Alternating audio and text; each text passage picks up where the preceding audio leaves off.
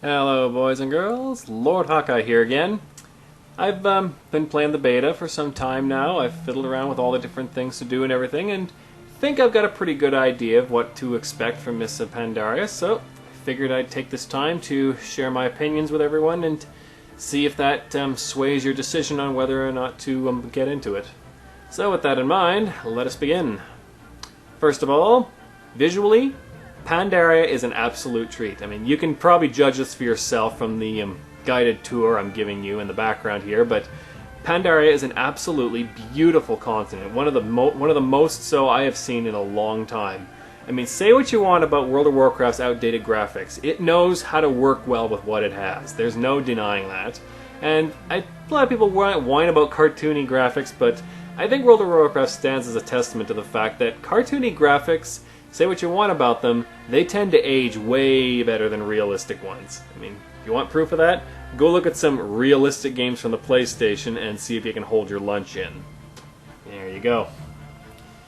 And the next thing is, it's nice and structured. Nice and structured. The landscape never gets boring or repetitive. There's no redundant landscapes. Everything is there for a reason. Everything is as big as it needs to be to get the point across.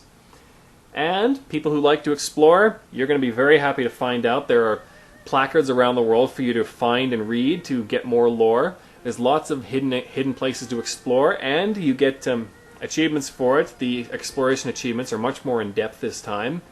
So all you lore fans and all you exploration fans are definitely in for a treat here. Let's see. Next, the sound.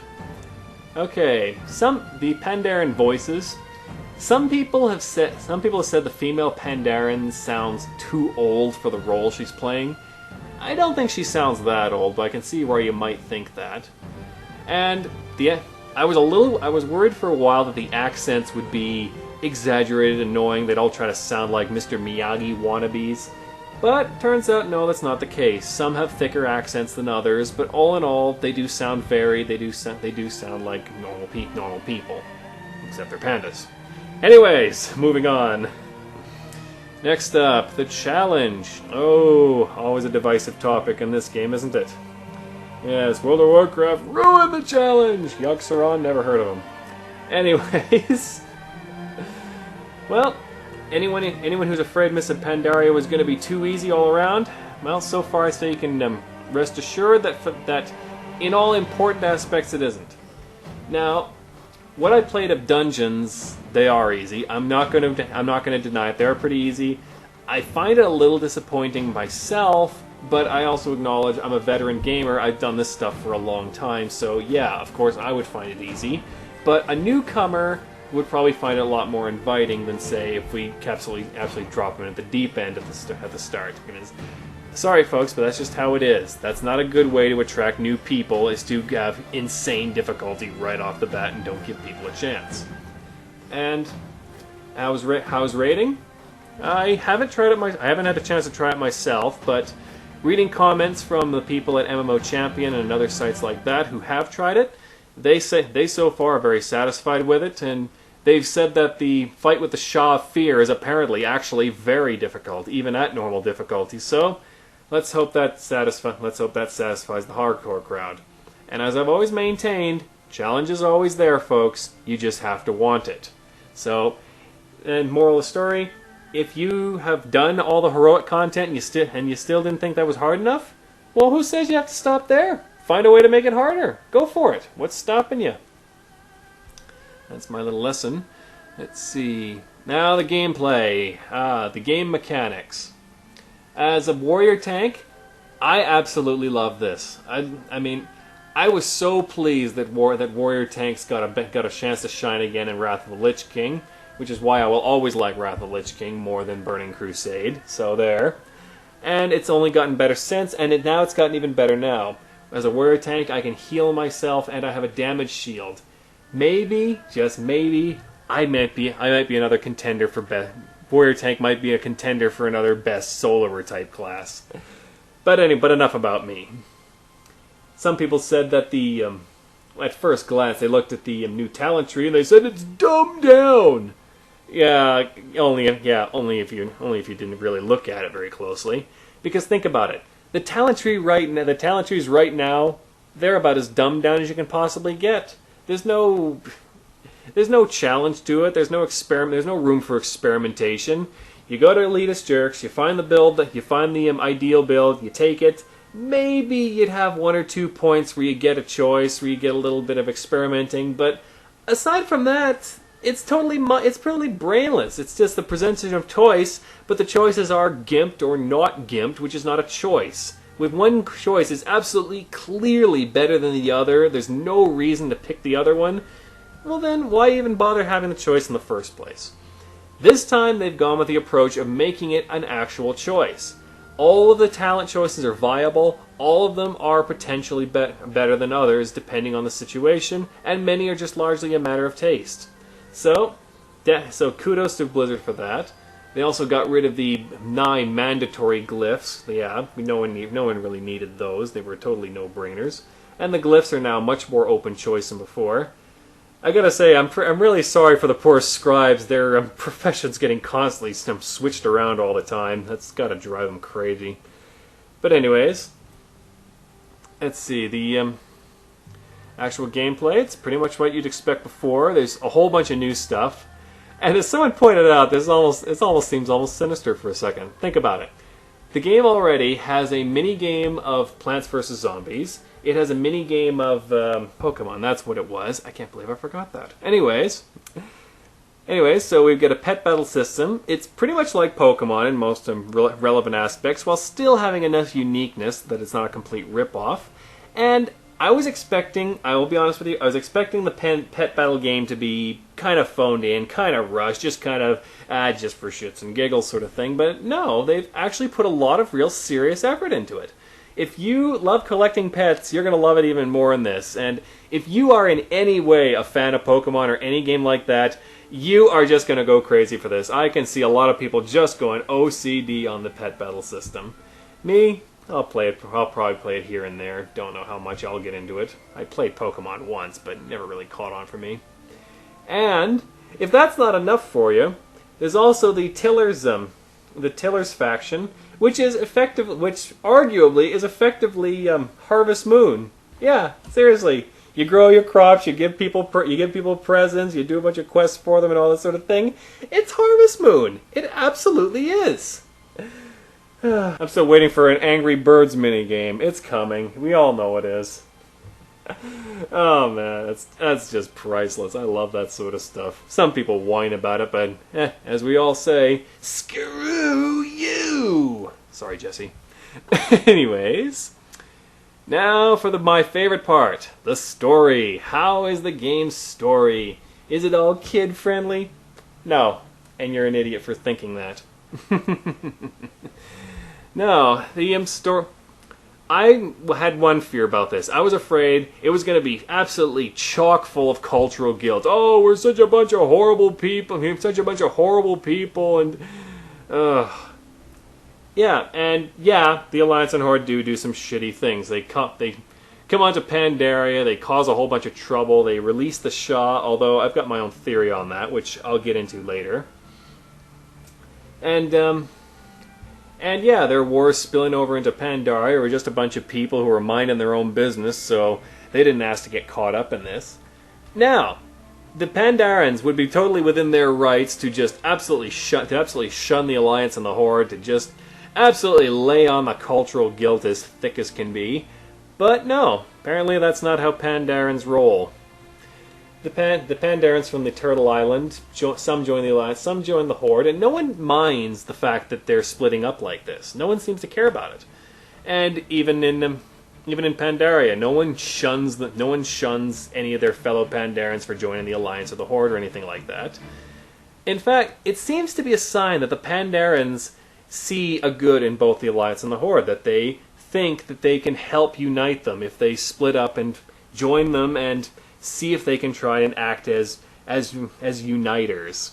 Well, it's a pretty tall order, but the Pandarians don't seem to be deterred by that one in the slightest. So, kudos to them for that. I'm really glad that the story does not go into the realm of preachiness. I've seen that happen with so many games, and it drives me crazy. So, definitely good there. It's really nice. It's really nice to see the Hordes finally lost the misunderstood card. Now they're doing some real nasty stuff, and maybe I'm biased on this, but the Alliance really come out looking like the better people in the end. At least so far, that's what I think. But hey, I'm Alliance, so that's where my bias lies. Anyways, what I really love about the story is about the Shah. I think that they are the coolest villains this game has seen so far. If you're not familiar, the Shah are basically, they're kind of like elementals in a sense, except they're elementals of negative emotions. They feed off negative emotions from other people.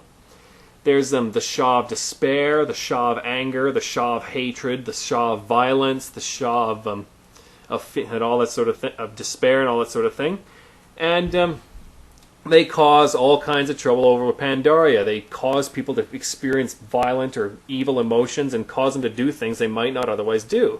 So in effect, they're an enemy who make you your own worst. They make you your own worst enemy, which I think actually works very well for here, because it kind of symbolizes how the Alliance and the Horde are kind of their own worst enemies in the way that they're constantly wanting to do the right thing, but things always end up blowing up in their faces because they can't let go of the past. And if you were worried about this story being all kid family friendly and everything, allow me to present to you a couple of elements from the story taken out of context that you'll be expecting from this. 1. The Shah of Despair nearly drives a character to suicide. 2. The Shah of Hatred drives a normally good character to mass murder and forces you to kill her in order to stop her. 3. The Shah of Violence causes an entire village to go into a murderous, bloody rampage and kill each other horribly. You come into the aftermath of such a massacre. So there you go. There's a couple things you can expect from this. And this is not even including blowing up Theramore in absolute cold blood. And apparently, that's not even the worst of it, because there's something so bad that it's actually going to make Garrosh Hellscream the final villain that we're going to fight in this story. So we have no idea what that is, but promises it's not going to be a happy time. So Pandaria represents a lot of bad things to come in the future, but it also represents a ray of hope in that the Pandarans seem to want to help the Alliance and Horde stop destroying themselves the way they always do. And what's going to come of it, I don't know, but I'm actually very interested to see this. Another thing I find interesting, this is just a random theory on my part, so take it with great amounts of salt, but the running theme is that the Alliance and the Horde arriving in Pandaria caused the Shah to awaken and caused all this bad stuff to happen. Now, I have a theory that may not be the case. Think about this. Pandaria was hidden for a long time because it was shrouded in mist that kept the island hidden, it made it so you can't sail to the island. If you sail into the mist, you come out the other side, never saw anything.